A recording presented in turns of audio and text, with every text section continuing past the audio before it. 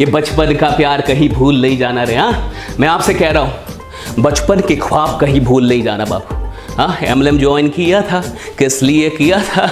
Diary में ख्वाब ख्वाब बहुत तुमने लिखा था। हाँ, चैलेंज भी दिया था, कमिटमेंट भी किया था, हाँ, वादा भी किया था।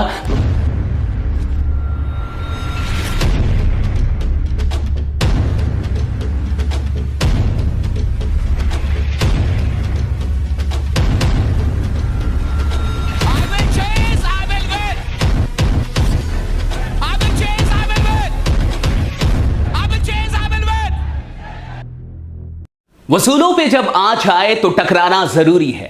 वसूलों पे जब आँच आए तो टकराना जरूरी है। जो जिंदा हो तो जिंदा नजर आना जरूरी है। नमस्कार दोस्तों, मैं आशीष कुमार तिवारी स्वागत करता हूं आप सबों का आज के इस वीडियो में। अगर आप नेटवर्क मार्केटिंग कर रहे हैं तो इस वीडियो को पूरे अंत तक देखिएगा। अगर आप कोई ऐसे इंसान है जिसने आज तक नेटवर्क मार्केटिंग ज्वाइन नहीं की तो ये वीडियो आपके लिए काफी इंपॉर्टेंट होने वाली है। और अगर आप कोई ऐसे इंसान है जिसने नेटवर्क मार्केटिंग कभी की थी लेकिन आपने छोड़ दिया या फिर छोड़ने का विचार कर रहे हैं तो इस वीडियो को पूरे अंत तक आप जरूर देखिएगा। आइए दोस्तों, आज के इस टॉपिक को जानते हैं। टॉपिक है कि एमएलएम से मिलेगी असली आजादी। आखिर असली आजादी का अर्थ क्या है? क्या वाकई देश के आजाद होने से आप भी आजाद हो चुके हैं? एक एक करके हम लोग जानेंगे और इसे पूरा समझेंगे। इस वीडियो को पूरे अंत तक देखिएगा, यह काफी काम की वीडियो होने वाली है। और अगर कोई भी आपका ऐसा लीडर है जो आपकी टीम में है लेकिन एक्टिव नहीं है, इनएक्टिव हो चुका है, पैसिव मोड में चला गया, काम नहीं कर रहा, तो आज की इस वीडियो को ऐसे सारे लीडर्स के पास जरूर शेयर कर दीजिएगा, जरूर पहुंचा दीजिएगा। सबसे पहले समझते हैं कि असली आजादी क्या है। क्या देश का आजाद हो जाना ही असली आजादी है? पहला सवाल है मेरा। दूसरा, क्या जिस देश में कुछ ही दिनों पहले लोगों की जिंदगी को पैसों के सामने कुछ ना समझा गया हो, क्या आप इसे असली आजादी कहेंगे? क्या आप भूल गए कि कुछ ही महीनों पहले जब लोग कोविड से परेशान थे तो वहां पे इंसानियत बिक रही थी? 1000 रुपए की चीजों को 90,000 और लाखों रुपए में बेचा जा रहा था। क्या आप इसे असली आजादी कहेंगे? और तीसरी चीज, क्या जिस देश में युवा बेरोजगारी की मार झेल रहे हो, क्या आप इसे असली आजादी कहेंगे? मैं आपसे यह सवाल करता हूं और इन सवालों का जवाब मुझे आपके यहां के कमेंट बॉक्स में चाहिए। कमेंट बॉक्स में मुझे जरूर जवाब दीजिए कि क्या यही असली आजादी है? कोई देश आजाद हो गया तो क्या देश का हर एक इंसान, हर एक परिवार सच में आजाद हो चुका है, या फिर अभी भी वो कई चीजों की गुलामी झेल रहा है? एक एक करके थोड़ा सा समझते हैं। पहली चीज समझते हैं कि असली आजादी का अर्थ क्या है। आप अपने मन से मजबूत हो, ना कि डर के गुलाम हो। पहली चीज कि आपका मन जो है ये मजबूत होना चाहिए, ना कि डर का गुलाम होना चाहिए। आज हम डरे हुए हैं, हमारे मन में डर है। मैं देखता हूं कि बहुत सारे लोग पैसा लगाने से डरते हैं, बिजनेस शुरू करने से डरते हैं। लोग पढ़ाई तो कर रहे हैं लेकिन उनको नौकरी मिलेगी या नहीं मिलेगी इसका डर है। लोग तैयारी कर रहे हैं लेकिन उस तैयारी के बाद वो सफल होंगे या नहीं होंगे इसका डर है। आज 20-25 साल की एजुकेशन लेने के बाद भी इंसान को इस बात का डर है कि वो अपने परिवार को चला पाएगा कि नहीं। सवाल सपनों का नहीं, आवश्यकताएं भी पूरी होंगी कि नहीं, इसका भी डर है। आज लोगों को डर है कि आज वो अगर नौकरी कर रहे हैं तो उनकी नौकरी कब चली जाएगी उनको नहीं पता। उनकी नौकरी से उनके वेतन को कब कम कर दिया जाएगा उनको नहीं पता। क्या ये डर नहीं है? देखिए, अगर आप डर के अंदर जिंदा हैं तो आप गुलाम हैं। इसे असली आजादी नहीं कहते। असली आजादी वो है जहां डर ना हो। अगर किसी भी प्रकार के डर के अंदर आप जी रहे हैं तो साहब अभी आप आजाद नहीं, अभी आप बहुत गुलाम हैं। और आप झांकिए अपने अंदर, अपने दिल के अंदर झांकिए, अपने जीवन के अंदर झांकिए और पूछिए अपने आप से कि कितने प्रकार के डर से अभी आप घिरे हुए हैं। तो क्या यह असली आजादी है? क्या सच में इस देश के आजाद हो जाने से आप भी आजाद हो चुके हैं? दूसरी चीज, आपको आर्थिक तंगी में ना जीना पड़े। असली आजादी का यह मतलब है कि आपको आर्थिक तंगी में ना जीना पड़े। अगर आज भी आप आर्थिक तंगी में जी रहे हैं, अगर आज भी 2021 में आपका परिवार आर्थिक तंगी में जी रहा है तो किस बात की आजादी है ये? क्या आप सच में आजाद हैं? अगर आज भी आपके पास पैसों के चलते परिवार में कलह हो रही है, परिवार टूट रहा है, दो भाई आपस में लड़ रहे हैं, परिवार के अंदर बंटवारा हो रहा है पैसों के चलते क्योंकि पैसे नहीं है, तो क्या आप इसे असली आजादी कहेंगे? अगर आप आर्थिक तंगी में जी रहे हैं तो आप किसी प्रकार से आजाद नहीं है। आप गुलाम हैं और आप आर्थिक तरीके से गुलाम हैं, आप गरीबी के गुलाम हैं। इस बात को समझिए। आपको काम मिले और उस काम में बड़ी संभावना मिले, सबसे बड़ी बात यह। सिर्फ काम नहीं चाहिए हमें, काम में बड़ी संभावना भी होनी चाहिए, तब आजादी है साहब। आपने किसी को काम दे दिया लेकिन वो 100 रुपए ही कमा सकता है, उस काम में उसकी कोई आजादी नहीं आने वाली। काम ऐसा हो जहां बड़ी संभावना हो कि अगर मेरे अंदर पोटेंशियल है, अगर मैं मेहनत कर सकता हूं, अगर मेरे अंदर क्षमता है तो मैं उस बड़ी संभावना तक पहुंच सकता हूं। मैं शून्य से शुरू करके शिखर तक पहुंच सकता हूं। ऐसी संभावना दीजिए, तब असली आजादी। लेकिन अगर ऐसी चीज नहीं तो फिर किस बात की आजादी है?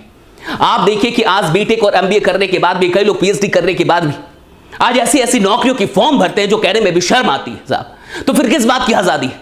आप क्या इसे आजादी कहेंगे?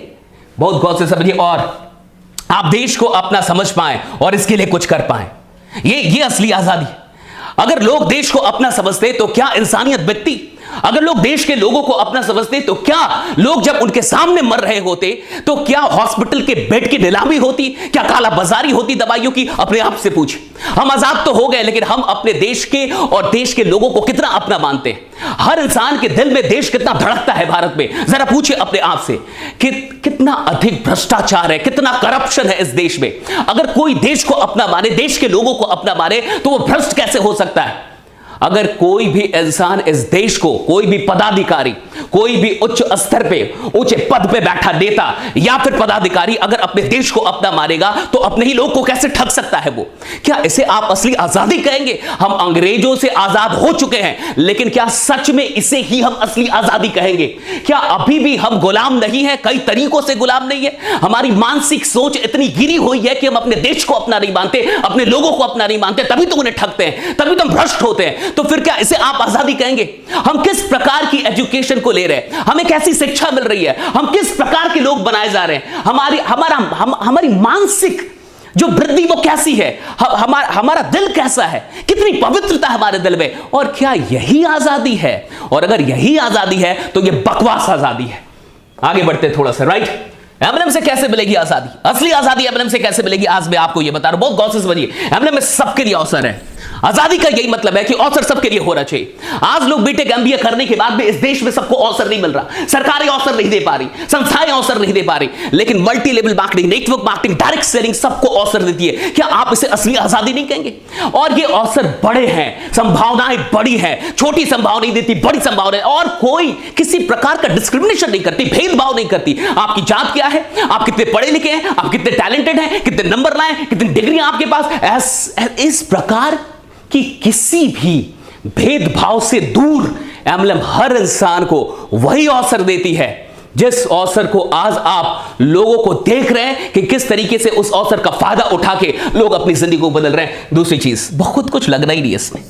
भैया असली आजादी यही है, मैं कुछ बड़ा करना चाहता हूं लेकिन मेरे पास बड़े पैसे नहीं है, मैं कुछ बड़ा करना चाहता हूं लेकिन मेरे पास उतना टैलेंट नहीं है, मैं कुछ बड़ा करना चाहता हूं लेकिन मेरे पास उतनी डिग्रियां नहीं है, मैं कुछ बड़ा करना चाहता हूं लेकिन मेरे पास उतनी नॉलेज नहीं है, मैं कुछ बड़ा करना चाहता हूं लेकिन मेरे पास उतना स्किल नहीं है। और ये सब क्यों नहीं है? क्योंकि मुझे दिया नहीं गया साहब। इसलिए नहीं है क्योंकि मुझे दिया भी नहीं गया।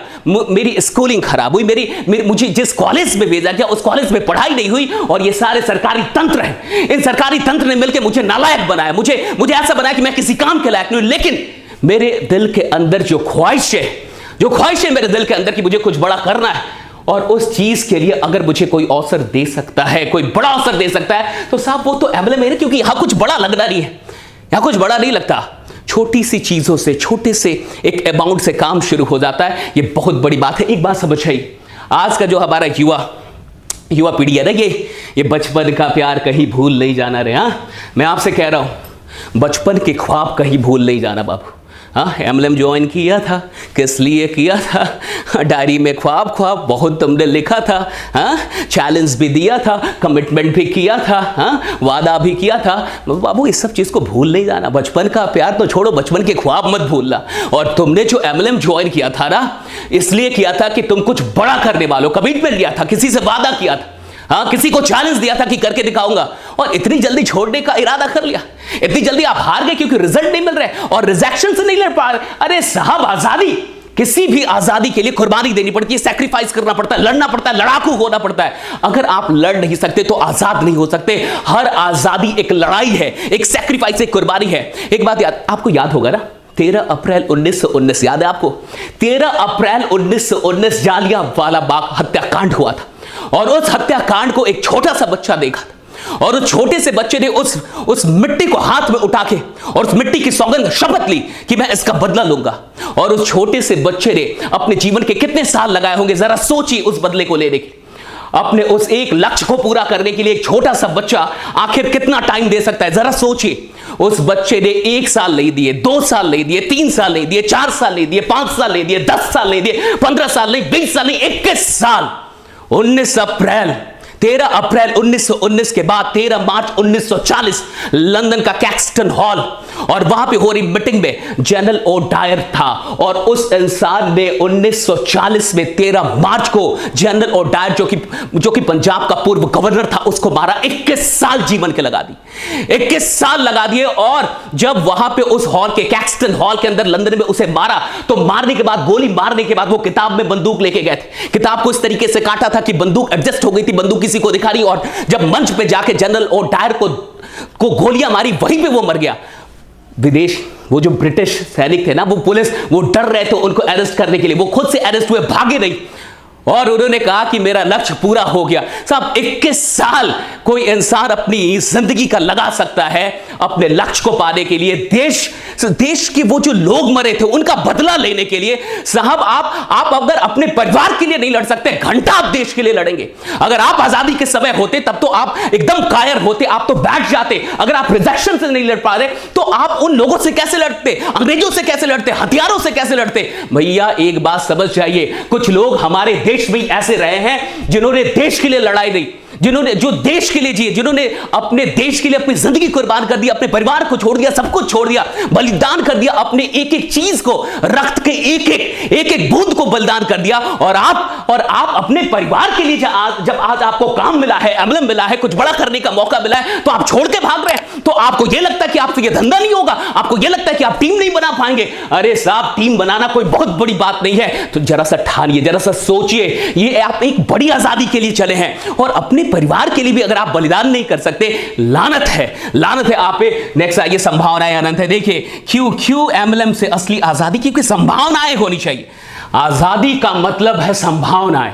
अगर मैं आजाद हूं तो मेरे पास अनंत संभावनाएं होनी चाहिए। अगर आप मुझे पॉसिबिलिटी नहीं देंगे तो मैं इसे रियलिटी में कैसे बदलूंगा? देखिए, इंसान का काम है पॉसिबिलिटी को रियलिटी में बदलना। दुनिया आपको कुछ भी हकीकत में नहीं देती, संभावनाओं में देती है। ये यूनिवर्स आपको सिर्फ संभावनाएं देगा कि एरोप्लेन बन सकता है, मोबाइल बन सकता है, इंटरनेट हो सकती है। सिर्फ संभावनाएं हैं, संभावनाओं को हकीकत में बदलना आपका काम है। जागिए साहब, संभावनाएं जितना एम्बलम दे सकती है कोई नहीं दे सकता, आपको पता है, आप जानते हैं इस बात को।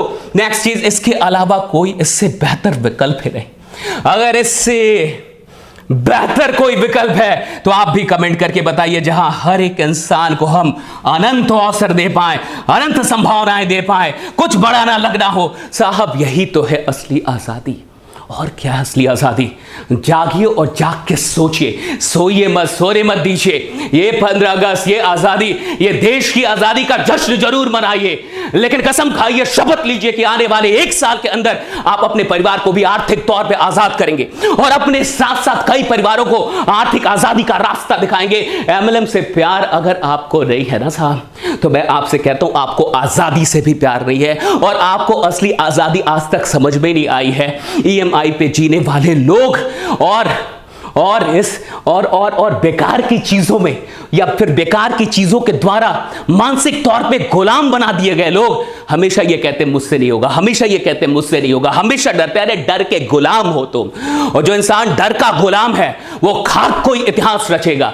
अरे साहब, आजादी वो लोग लेते हैं जो डरते नहीं है, आजादी के लिए वो लोग लड़ते हैं जो डरते नहीं है, जिन्हें मरने का भी डर नहीं होता ना, वो शहीद होते हैं। और तुम्हें तो रिजेक्ट होने का डर है, तुम क्या घंटा बड़ा काम करोगे? अपने आप से पूछो, आए क्यों थे यहाँ पे? एंड नेक्स्ट चीज, एमएलएम में सफलता क्या बहुत मुश्किल है? बहुत लोग को लगता है बहुत मुश्किल है, बहुत मुश्किल है, बहुत मुश्किल है। मैं आपसे पूछता हूं, क्या गरीब रहना बहुत आसान है? क्या गरीब रहना बहुत आसान है? क्या हर बार कहीं पे जाना और मन ललच के फिर लौट आना, किसी चीज को देखना और छोड़ देना, क्या यह आसान है? क्या यह आसान है? क्या बेरोजगार रहना बहुत आसान है? बहुत मजे इसमें? क्या आसान है बेरोजगार रहना? पूछिए एक बेरोजगार युवा से जो घर पे बैठा है, जो रोज घर की कई बातें सुन रहा है, जिसके घर का मौन भी उसे टॉर्चर कर रहा है, जिसके घर की शांति भी उसे बार बार कुछ कह रही है। पूछिए उस इंसान से जाके कि क्या बेरोजगार रहना आसान है? क्या घर बैठे रहना और कुछ अच्छा होगा इसका इंतजार करते रहना, क्या ये बहुत आसान है? क्या सरकारी नौकरी की तैयारी में अपने जीवन का आधा हिस्सा, आधा जीवन गवा देना ये आसान है? साहब, मैं आपसे कहता हूं कि अगर एम्बलम करना मुश्किल है तो पूछिए कि क्या गरीब रहना आसान है? क्या एवरेज रहना आसान है? क्या ऑर्डिनरी रहना आसान? साहब जागिए, मुश्किल तो दोनों ही है साहब। अमीर बनना भी मुश्किल है, गरीब रहना भी मुश्किल है। आपको कौन सा मुश्किल पसंद है? आप किस मुश्किल के लिए अपनी जिंदगी को वाकई सैक्रिफाइस करना चाहेंगे। मुझे पता है साहब, गरीब रहना भी बहुत बहुत मुश्किल वाली चीज है। हाँ, ऑर्डिनरी रहना तो और मुश्किल, जहां लोग आपको ना जाने ना पहचाने, ना कोई आपको इज्जत दे, ये तो और मुश्किल जिंदगी होती है साहब। है तो सब कुछ मुश्किल, लेकिन किस मुश्किल के लिए आपको फना होना है, किस मुश्किल के लिए आपको अपनी जिंदगी लुटा देनी है, ये आपको तय करना है। मैं आज सिर्फ आपसे इतना कह सकता हूं, अगर एक उधम सिंह